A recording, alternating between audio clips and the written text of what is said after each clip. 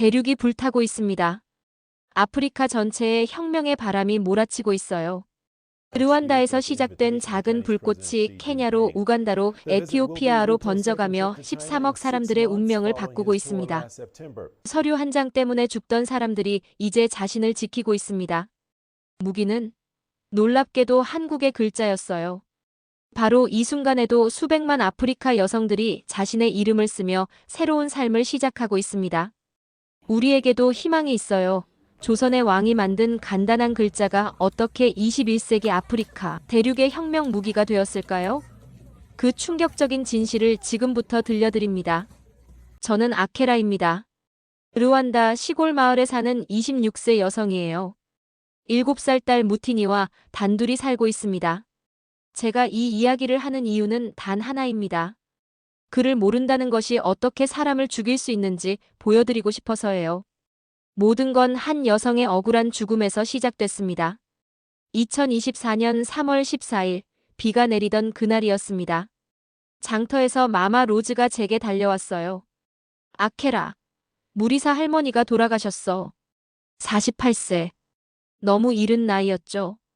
저는 바구니에 콩을 담다가 손이 멈췄어요. 장례식장 천막 아래 공기가 무겁게 가라앉아 있었어요. 무리사 할머니의 아들 에마니엘이 떨리는 손으로 구겨진 종이를 들고 일어났어요. 이게 엄마를 죽인 거예요. 토지 양도 계약서라고 합니다. 그 순간 제 가슴이 철렁 내려앉았어요. 무리사 할머니는 그를 몰랐습니다. 저처럼요. 저희 마을 여자들 대부분이 그랬어요. 사기꾼들이 와서 정부 지원금 서류라고 속였던 거예요. 할머니는 믿을 수밖에 없었어요. 글자를 읽을 수 없으니까요. 3일 만에 모든 걸 잃었습니다. 50년 동안 가꿔온 땅, 소 2마리, 닭들, 그리고 살 곳까지. 할머니는 충격을 이기지 못하고 쓰러졌어요. 저는 장례식장에서 나와 집으로 돌아가는 길에 계속 생각했습니다. 나도 언젠가 저렇게 당할 수 있구나. 제 딸 무티니가 저를 올려다보며 왜 우냐고 물었지만 저는 대답할 수 없었어요. 어떻게 말하죠? 엄마가 바보라서 그를 몰라서 당신도 언젠가 속을 수 있다고요? 그날 밤 저는 잠을 이룰 수 없었습니다. 창밖으로 들려오는 빗소리가 무리사 할머니의 마지막 숨소리 같았어요. 제 가슴 속에서 뭔가 꿈틀거리기 시작했습니다. 분노였을까요? 아니면 절망이었을까요? 아니었습니다. 그것은 이대로는 안 된다는 간절함이었어요. 문자 그대로 생사를 가르는 간절한 말입니다. 다음 날 아침, 저는 마을 이장을 찾아갔습니다. 떨리는 목소리로 글을 배우고 싶다고 말했지만 이장은 여자가 무슨 글이 필요하냐며 집안일이나 하라고 했어요. 하지만 저는 포기할 수 없었어요. 무리사 할머니의 죽음이 헛되지 않으려면, 제 딸이 저와 같은 무력감을 느끼지 않으려면 반드시 글을 배워야 했습니다. 키갈리 교육청에 편지를 보냈습니다. 아니, 정확히는 제 남동생 바루케가 대신 써줬어요. 우리 마을에 글을 가르쳐줄 선생님을 보내달라고, 더 이상 글을 몰라서 죽는 사람이 없게 해달라고 간청했습니다. 그리고 3주 후 기적 같은 소식이 들려왔습니다. 한국에서 선생님이 온다는 거였어요. 한국이라는 나라가 어디인지도 몰랐지만 그들이 가져올 글자가 우리를 구원해 줄 거라는 막연한 희망이 생겼습니다. 저는 그때 몰랐어요. 한 나라의 왕이 사람들을 위해 만든 글자가 이토록 먼 아프리카 땅에서 한 여성의 인생을 바꿀 줄은요. 2024년 4월 8일, 제 인생에서 가장 중요한 날이었습니다. 산길을 따라 먼지를 날리며 지프차 한 대가 우리 마을로 들어왔어요. 저는 빨래를 널다가 그 소리를 듣고 심장이 빨리 뛰기 시작했습니다. 차에서 내린 건 젊은 한국 여성이었어요. 키가 크고 안경을 쓴, 그런데 웃는 얼굴이 따뜻한 사람이었습니다. 제 남동생 바루케가 통역을 맡았죠. 한지원이라고 자신을 소개한 그 선생님은 한글을 가르치러 왔다고 했어요. 한글? 처음 듣는 말이었어요. 하지만 그 순간 제 가슴 속에서 뭔가 두근거렸습니다. 한지원 선생님은 칠판과 분필, 그리고 모는 공책들을 가져왔어요. 마을 회관에 사람들이 모였습니다. 대부분 여자들이었죠. 남자들은 여자가 무슨 글이냐며 코웃음을 쳤거든요. 선생님이 칠판에 뭔가를 그리기 시작했어요. 세로로 긴 막대기 하나, 옆에 짧은 가로줄 하나. 이게 뭘까 싶었는데 이건 소리라고 설명했습니다. 정말요? 저는 눈을 크게 뜨고 칠판을 바라봤어요. 그 간단한 선 두 개가 소리가 된다는 게 신기했습니다. 이번엔 동그라미를 그리며 이건 아무 소리가 없다고 했어요. 그 다음엔 네모 하나를 그리며 미음 소리라고 했습니다. 저는 숨을 죽이고 들었습니다. 각각의 그림이 소리를 가지고 있다니. 그런데 더 놀라운 일이 일어났어요. 선생님이 그것들을 조합하기 시작했습니다. 동그라미와 소리를 합치면 아가 되고 거기에 미음 소리를 붙이면 암이 된다고 했어요. 제 머릿속이 번개 맞은 것처럼 번쩍했어요. 소리들이 만나서 새로운 소리가 되는구나. 마치 퍼즐 조각들이 맞춰지는 기분이었습니다. 이제 여러분 이름을 써보자며 한지원 선생님이 연필을 하나씩 나눠줬어요. 저는 태어나서 처음 연필을 손에 쥐었습니다. 차가우면서도 따뜻한 느낌이었어요. 제 차례가 되자 손이 심하게 떨렸어요. 다른 사람들이 저를 보고 있으니까 더 긴장됐죠. 연필을 어떻게 잡는 건지도 몰랐거든요. 선생님이 제 손을 잡고 천천히 도와줬습니다. 걱정하지 말라며 천천히 하라고 했어요. 첫 번째 글자. 동그라미를 그리는 건데도 제 손은 계속 떨렸어요. 선이 구불구불했습니다. 두 번째, 세로줄 하나와 가로줄 하나. 간단해 보이는데 왜 이렇게 어려운 건지 모르겠어요. 세 번째가 가장 어려웠어요. 선생님이 몇 번이나 보여줬는데도 제대로 따라 그리지 못했습니다. 마지막 글자도 떨리는 손으로 간신히 그었어요. 그리고 마침내 제가 쓴 제 이름이 종이 위에 있었습니다. 아케라. 그 순간 뭔가가 제 가슴 속에서 터졌어요. 눈물이 저절로 흘러내렸습니다. 26년을 살아오면서 처음으로 제 이름을 제 손으로 써본 거였어요. 저는 제 이름을 소리내어 읽어봤습니다. 제가 쓴 글자를 제가 읽는 거예요. 이런 기분이 있다는 걸 몰랐어요. 옆에 앉은 다른 여자들도 울고 있었어요. 우리 모두 같은 감정을 느끼고 있었던 거죠. 존재의 증명. 네, 그게 바로 그 순간 제가 느낀 거였어요. 저는 이 세상에 존재하고 제 이름이 있고 이제 그걸 눈으로 볼 수 있게 됐다는 것. 한지원 선생님이 축하한다며 이제 한글을 쓸 수 있다고 했어요. 한글. 그 아름다운 이름의 글자가 제게 선물해 준 건 단순한 글쓰기가 아니었어요. 자존감이었습니다. 존엄이었어요. 그리고 무엇보다 제 딸 무티니에게 엄마는 바보가 아니라고 말할 수 있는 용기였습니다. 집에 돌아와서 저는 계속 연습했어요. 아케라, 아케라, 아케라. 종이가 떨어질 때까지 썼습니다. 무티니가 그게 뭐냐고 물어서 엄마 이름이라고 엄마가 썼다고 대답했어요. 딸의 눈이 반짝반짝 빛났어요. 그 순간 저는 깨달았습니다. 이건 시작이구나. 무리사 할머니 같은 비극이 더 이상 일어나지 않게 하는 시작이구나. 사람들을 생각하며 만든 글자가 지구 반대편 아프리카에서 한 여성에게 새로운 삶을 선물해 준 것입니다. 그날 밤 저는 처음으로 편안히 잠들 수 있었어요. 꿈속에서도 한글을 쓰고 있었거든요. 하지만 행복한 시간은 오래가지 않았습니다. 그런데 갑자기 마을 회관문이 쾅 하고 열렸어요. 은지마나 장로가 화를 내며 쳐들어왔습니다. 회색 수염을 기르고 지팡이를 짚은 그는 마을에서 가장 무서운 사람이었어요. 여자들이 글을 배운다고? 장로의 목소리가 천둥처럼 울려 퍼졌어요. 말도 안 돼. 전통을 어기는 일이야. 저는 무서워서 몸이 움츠러들었습니다. 여자는 집에서 아이나 키우고 밥이나 해야지 무슨 글을 배워. 장로의 지팡이가 바닥을 쾅쾅 내려쳤어요. 한지원 선생님이 차분히 설명하려 했지만 장로는 들으려 하지 않았어요. 당장 그만두라고 이 마을에서 여자가 글 배우는 건 금지라고 선언했습니다. 그날부터 마을 회관문이 잠겼습니다. 저희는 더 이상 공개적으로 한글을 배울 수 없게 됐어요. 그날 밤 저는 잠이 오지 않았습니다. 무리사 할머니 생각이 났어요. 그분도 결국 모르기 때문에 죽었는데 저희는 또 모르는 채로 살아야 하는 건가요? 새벽 4시 저는 조용히 집을 나섰습니다. 한지원 선생님이 머물던 게스트하우스로 향했어요. 다른 여자들도 하나둘 어둠 속에서 나타났습니다. 저는 떨리는 목소리로 계속 배우고 싶다고 말했어요. 은지마나 장로가 뭐라고 해도 저희는 배워야 한다고, 더 이상 속을 수는 없다고 했습니다. 선생님의 눈이 촉촉해지며 알겠다고 비밀로 하자고 했어요. 게스트하우스의 작은 방. 촛불 하나만 켜놓고 저희는 바닥에 둘러앉았습니다. 10명의 여자들이 숨을 죽이고 한글을 배웠어요.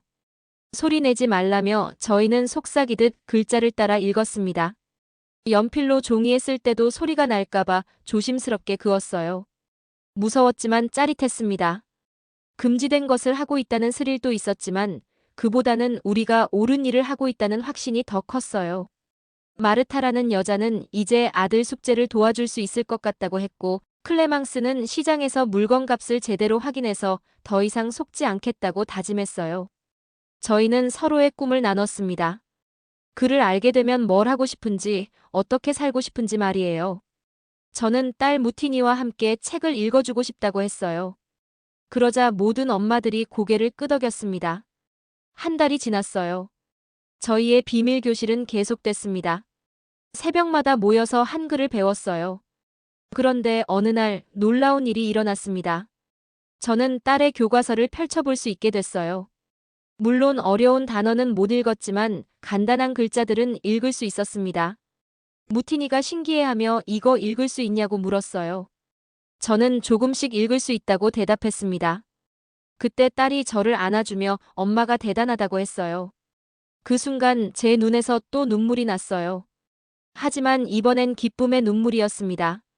은지마나 장로가 저희를 막으려 했지만 저희 마음속에 불타오르는 배움의 열정은 아무도 막을 수 없었어요. 한글은 이미 저희 안에서 뿌리를 내리고 있었습니다. 사람들을 위해 만들어진 글자가 오늘 저희에게 용기를 주고 있었던 거예요. 한글을 배운 지 2달째 되던 날, 마리아무 할머니가 저희 비밀 교실에 나타났습니다. 62세 할머니였어요. 허리가 구부정하고 주름이 깊게 패인, 그런데 눈만큼은 또렷한 분이었습니다. 나도 배우고 싶다고 하시며 품속에서 낡은 사진 한 장을 꺼냈어요. 젊은 남자와 젊은 여자가 함께 웃고 있는 흑백 사진이었습니다. 할머니는 떨리는 목소리로 그게 남편이라고, 작년에 세상을 떠났다고 하셨어요. 평생 자신에게 편지를 써달라고 했는데 글을 몰라서 못 써줬다고 했습니다. 이제라도 편지를 써주고 싶다고 하시는 할머니를 보며 저희 모두 가슴이 뭉클해졌어요. 죽은 남편에게 편지를 쓰려고 글을 배우겠다니요. 한지원 선생님도 눈물을 글썽이며 물론이라고 함께 배우자고 했어요. 할머니는 저희보다 손이 더 떨렸어요. 연필을 잡는 것도 힘들어했죠. 하지만 포기하지 않았습니다. 여보라고 한 글자씩 소리내며 썼어요. 글씨가 삐뚤빼뚤했지만 정성이 느껴졌습니다. 3주가 지났어요. 할머니는 드디어 첫 편지를 완성했습니다. 여보, 나 이제 글을 읽어요. 당신이 보고 싶어요. 하늘에서 잘 지내고 있어요? 나는 매일 당신 생각해요. 사랑해요. 할머니가 편지를 소리내어 읽자 저희는 모두 울었어요. 한지원 선생님도 저도 다른 여자들도 모두 눈물을 흘렸습니다. 글자가 이렇게 마음을 전할 수 있구나. 그때까지 저는 글이 계산하고 속지 않기 위한 도구라고만 생각했어요. 하지만 할머니의 편지를 보고 깨달았습니다. 글은 마음을 담는 그릇이구나. 할머니는 그 편지를 남편 무덤에 가져갔어요. 무덤 앞에서 편지를 읽어주고 돌 아래 조심스럽게 넣으며 이제 마음이 편해졌다고 웃었습니다. 저도 집에 가서 편지를 써봤어요. 무리사 할머니에게요. 할머니, 저 아케라예요. 이제 글을 배웠어요. 할머니가 겪은 일이 헛되지 않게 하겠어요. 더 이상 글을 몰라서 속는 사람이 없게 할게요. 편지를 쓰면서 또 울었어요. 하지만 이번엔 다짐의 눈물이었습니다. 한글이 저희에게 준 건 읽고 쓰는 능력만이 아니었어요. 감정을 표현하는 방법, 마음을 나누는 방법, 사랑하는 사람과 연결되는 방법이었습니다. 사람의 마음을 헤아리며 만든 글자가 오늘 할머니의 그리운 마음을 전해주고 있었어요. 한글을 배운 지 3달째 저는 시장에서 장을 보고 있었습니다.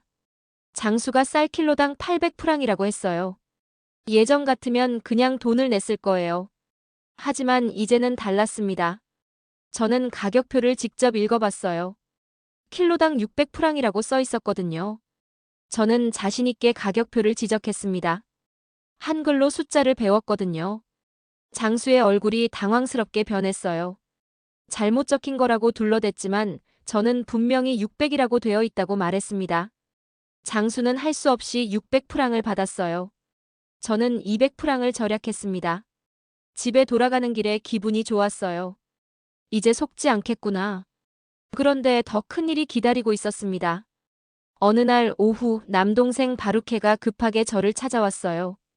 흥분해서 은지마나 장로가 마을 기금을 횡령했다고 알려줬습니다. 장로가 가지고 있는 장부를 봤는데 숫자가 안 맞는다는 거였어요. 정부에서 준 지원금이 절반도 안 온다고 했습니다. 바루케가 몰래 복사해온 장부를 보여줬어요. 저는 한글로 배운 숫자 읽기 실력을 발휘해서 계산해봤습니다. 정부 지원금 2천만 프랑 중에서 마을에 온 건 800만 프랑뿐이었어요. 1200만 프랑이 사라진 거였습니다. 저는 분노가 치밀어 올랐어요. 은지마나 장로가 저희를 가르치지 못하게 막은 이유가 이거였구나. 그를 알면 자신의 비리가 들통날까봐 겁났던 거예요. 저희는 증거를 모아서 경찰서에 신고했습니다. 처음에 경찰은 여자들이 무슨 말이냐며 시큰둥했어요. 하지만 바루케가 복사해온 장부와 저희가 확인한 계산 결과를 보여주자 태도가 바뀌었습니다. 정말 정확하냐고 물었고 클레망스가 당당하게 바루케와 함께 확인했다고 대답했어요. 경찰은 놀란 표정이었어요. 이 마을 여자들이 그를 안다는 사실에 말이죠. 다음 날 은지마나 장로가 체포됐습니다. 장로는 끝까지 발버둥쳤어요. 여자들이 무슨 글을 안다고. 거짓말이야. 하지만 증거는 명확했습니다. 숫자는 거짓말을 하지 않으니까요. 마을 사람들이 모두 나와서 구경했어요. 50년 동안 마을을 지배했던 권력자가 수갑을 차고 끌려가는 모습을 보며 저는 전율을 느꼈습니다. 클레망스가 제 귀에 속삭였어요. 이제 마을이 달라질 거라고요. 정말 그랬습니다. 은지마나 장로가 사라지자 마을 분위기가 완전히 바뀌었어요. 더 이상 여자들을 막는 사람이 없었거든요. 저희는 당당하게 한글 교실을 열었습니다. 마을 회관에서 큰 소리로 공부했어요. 아, 오, 우, 이. 저희의 목소리가 마을 전체에 울려 퍼졌습니다. 마치 승리의 함성 같았어요. 그날 밤 저는 무티니에게 엄마가 나쁜 사람들을 잡았다고 말했어요. 어떻게 했냐고 묻는 딸에게 글을 배워서 그랬다고 대답하자 무티니의 눈이 반짝반짝 빛나며 엄마가 진짜 멋있다고 했어요. 한글이 저희에게 준 건 단순한 문해력이 아니었어요. 정의를 실현할 수 있는 무기였습니다. 사람들이 글을 알아서 억울함을 당하지 않는 세상, 그것이 바로 한글이 꿈꾸었던 모습이었을까요? 은지마나 장로가 감옥에 간 후 마을은 새로운 지도자가 필요했습니다. 키갈리에서 공무원이 와서 마을 주민 투표로 새 촌장을 뽑겠다고 발표했어요. 투표라고요? 저희는 처음 들어보는 얘기였어요. 투표용지에 원하는 후보자 이름을 써넣으면 된다고 설명했습니다. 그 순간 저는 깨달았어요. 글을 모르는 사람은 투표를 할 수 없다는 걸 말이에요. 예전 같으면 저희는 아무 말도 못했을 거예요. 하지만 이제는 달랐습니다. 클레망스가 용기를 내서 말했어요. 저도 후보로 나서고 싶습니다. 공무원이 깜짝 놀랐어요. 여자가 촌장이 된다고요? 왜 안 돼요? 법에 여자는 촌장이 될 수 없다고 되어 있나요? 클레망스가 당당하게 되물었습니다. 한글을 배우면서 자신감도 함께 생긴 거였어요. 공무원은 법전을 뒤져봤지만 여자가 촌장이 되면 안 된다는 조항은 없었어요. 규정상 문제 없다고 인정할 수밖에 없었습니다. 마을 남자들이 웅성거렸어요. 여자가 무슨 촌장이냐, 집에서 애나 봐야지 하며 반발했습니다. 하지만 저희는 굴복하지 않았어요.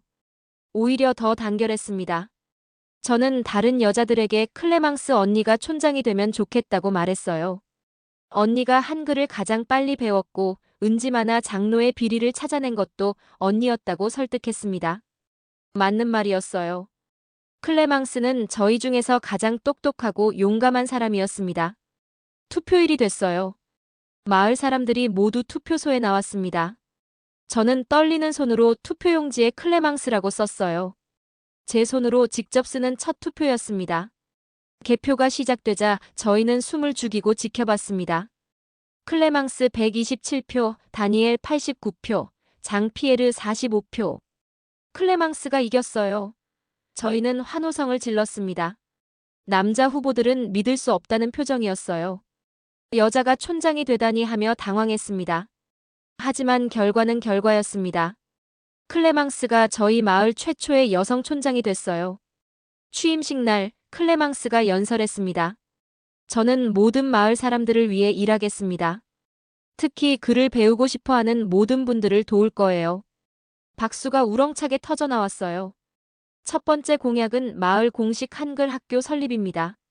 저희는 눈물을 흘리며 박수쳤어요. 더 이상 숨어서 배우지 않아도 되는 거였습니다. 그날 밤 저는 무티니에게 오늘이 역사가 바뀐 날이라고 말했어요. 무슨 역사냐고 묻는 딸에게 여자도 마을을 이끌 수 있다는 걸 보여준 날이라고 설명했습니다. 무티니가 신기한 듯 자신도 나중에 촌장이 될 수 있냐고 물었어요. 물론이라고 내가 원한다면 뭐든 될 수 있다고 대답했습니다. 한글이 저희에게 준 건 글쓰기 능력만이 아니었어요. 정치 참여의 기회, 리더십의 가능성, 그리고 미래에 대한 꿈이었습니다. 모든 사람이 똑같이 글을 배우는 세상, 저희도 이제 그런 기회를 얻게 된 거예요. 클레망스가 촌장이 된 지 6개월 후 놀라운 소식이 들려왔습니다. 키갈리에서 온 기자가 저희 마을을 취재하러 왔어요. 한글을 배운 여성들이 마을을 바꿨다는 소식이 다른 나라까지 퍼졌다고 했어요. 정말이었어요. 케냐, 우간다, 심지어 에티오피아에서도 저희 이야기가 알려졌다고 했습니다. 에티오피아에서 교육부 관리들이 오겠다는 소식에 저는 깜짝 놀랐어요. 그렇게 먼 나라에서 저희를 보러 온다고요? 일주일 후 정말 에티오피아에서 사람들이 왔어요. 은타레라는 교육부 차관과 통역관, 그리고 놀랍게도 한국전쟁에 참전했다는 무카사라는 할아버지도 함께였어요. 무카사 할아버지는 85세의 고령이었지만 눈빛이 또렷했습니다. 할아버지는 1951년 한국전쟁에 참전했었다며 낡은 사진첩을 꺼내 보여줬어요. 젊은 에티오피아 군인들이 한국 아이들과 함께 웃고 있는 흑백 사진이었습니다. 한국 사람들이 전쟁 중에도 아이들에게 글을 가르치는 걸 봤소. 그때 나는 생각했지. 글자가 총보다 강하구나. 할아버지의 눈에 눈물이 고이며 그 아이들이 한글로 편지를 쓰는 걸 봤는데 전쟁통에도 희망을 잃지 않더라고 회상했습니다. 저는 가슴이 뭉클해졌어요. 70년 전 한국 전쟁터에서 한글의 힘을 목격한 할아버지가 지금 저희 앞에 서 있다니요. 그래서 우리 에티오피아도 한글을 배우고 싶소. 여러분이 보여준 기적을 우리나라에서도 일으키고 싶소. 은탈의 차관이 에티오피아는 85개 언어가 있지만 문자 체계가 복잡해서 배우기 어렵다고 한글처럼 쉬운 문자가 필요하다고 설명했습니다. 저는 용기를 내서 한글은 정말 쉽다고 자신도 3개월 만에 배웠다고 말했어요. 차관이 놀란 표정으로 정말 3개월 만에 배웠냐고 되물었습니다. 정말이라고 한글은 소리 글자라서 익히기 쉽다고 대답했어요. 클레망스 촌장이 덧붙였어요. 저희 마을 여성 80명이 모두 한글을 배웠고 이제 계약서도 읽고 투표도 하고 사업도 한다고 설명했습니다. 에티오피아 사람들이 서로 놀란 눈빛을 주고받았어요. 무카사 할아버지가 70년 전 한국에서 본 기적이 여기서 다시 일어나고 있다고 감탄했습니다. 그날 밤 에티오피아 대표단은 긴 회의를 했어요. 다음 날 아침 은탈의 차관이 발표했습니다. 에티오피아 정부는 한글을 보조 문자로 채택하기로 결정했습니다. 저희는 환호성을 질렀어요. 정말 믿을 수 없는 일이었어요. 3개월 후 더 놀라운 소식이 들려왔어요. 아프리카 연합에서 한글을 대륙 전체의 공식 보조 문자로 승인했다는 거였어요. 저는 그 소식을 듣고 울었어요. 저희 작은 마을에서 시작된 배움이 아프리카 전체로 퍼져나간 거예요. 무티니가 왜 우냐고 물었어요. 기뻐서 그렇다고 엄마가 배운 글자가 아프리카 전체에 퍼져나간 거라고 설명했습니다. 와, 엄마가 아프리카를 바꾼 거예요? 신기해하는 딸에게 엄마 혼자가 아니라고 말했어요. 한글을 만든 세종대왕님과 한글을 가르쳐준 한지원 선생님과 함께 배운 언니들과 그리고 한국 전쟁에서 한글의 힘을 받던 무카사 할아버지가 모두 함께 바꾼 거라고 설명했습니다. 그날 밤 저는 편지를 썼어요. 세종대왕에게요. 임금님이 사람들을 위해 만든 글자가 아프리카에서 새로운 생명을 얻었어요. 감사합니다. 한글이 아프리카 연합 공식 문자가 된 지 1년 후 더 놀라운 변화가 시작됐어요. 한국 기업들이 아프리카에 진출하면서 한글을 할 줄 아는 사람들을 우대 채용하기 시작한 거예요. 바루케가 흥분해서 뛰어오며 삼성에서 르완다 사무소를 연다고 그런데 조건이 한글을 할 줄 알아야 한다는 거라고 알려줬어요. 정말이었어요. LG, 현대, SK 같은 한국 기업들이 앞다퉈 아프리카에 투자하면서 한글 구사자들에게 엄청난 기회가 열린 거예요. 바루케는 삼성 르완다 지사에 취업했어요. 월급이 예전보다 5배나 많았어요. 누나 덕분이에요. 누나가 한글을 배우자고 해서 저도 함께 배웠거든요. 하지만 더 놀라운 건 아이들의 변화였어요. 무티니는 이제 9살이 됐는데 태블릿으로 한국어 온라인 수업을 들어요. 한국 선생님이 화상으로 직접 가르쳐 주는 거예요. 안녕하세요, 선생님. 무티니가 한국어로 인사하는 모습을 보면 신기해요. 제 딸이 한국어를 유창하게 하다니요. 마을 청년들도 변했어요. 한글로 코딩을 배우기 시작했거든요. 무티니의 사촌형 다니엘이 스마트폰을 보여주며 자신이 만든 앱이라고 자랑했어요. 한글로 만든 농산물 직거래 앱이었어요. 농민들이 중간 상인 거치지 않고 직접 도시 소비자에게 팔 수 있어요. 정말 혁신적이었어요. 그 앱 덕분에 저희 마을 농민들 수입이 30% 늘었거든요. 저도 변했어요. 이제 스마트폰으로 한국 드라마를 봐요. 자막을 읽으면서 말이에요. 사랑해요. 드라마 속 배우가 말하면 저도 따라해봐요. 한국어는 어렵지만 한글로 써 있으니까 조금씩 읽을 수 있어요. 클레망스 촌장은 더 대단해졌어요. 한국 정부에서 초청해서 서울에 다녀왔거든요. 서울에 가니까 한글이 정말 곳곳에 있더라고. 지하철, 버스, 상점, 어디든지 한글이라고 했어요. 촌장이 찍어온 사진들을 보니까 정말 신기했어요. 한글이 그렇게 발달한 나라구나. 그런데 더 놀라운 건 한국 사람들이 저희 이야기를 알고 있더라는 거였어요. 한국 뉴스에서 아프리카 한글 혁명이라고 방송했대요. 저희가 유명해진 거예요. 정말 꿈 같은 일이었어요. 그리고 올해 가장 놀라운 일이 일어났어요. 저에게 한국에서 초청장이 온 거예요. 세종대왕 탄신일 기념행사에서 연설을 해달라는 거였어요. 한지원 선생님이 웃으며 아케라 씨가 한글의 진짜 힘을 보여줬다고 세종대왕님도 분명 기뻐하실 거라고 격려해줬어요. 서울 세종문화회관. 수천 명의 사람들 앞에서 저는 연설했어요. 안녕하세요. 저는 르완다에서 온 아케라입니다. 박수 소리가 우렁찬 게 터져 나왔어요. 한글이 준 선물은 글자가 아니라 가능성이었습니다. 꿈을 꿀 수 있는 힘이었어요. 저는 떨리는 목소리로 계속했어요. 무리사 할머니의 죽음에서 시작된 저희의 여행이 이제 아프리카 전체의 희망이 됐습니다. 세종대왕님 감사합니다. 기립박수가 5분 동안 계속됐어요. 연설을 마치고 나서 한 한국 할머니가 저에게 다가와서 고맙다고 자신들 한글이 이렇게 소중한 줄 몰랐다고 하셨어요. 그 순간 저는 깨달았어요.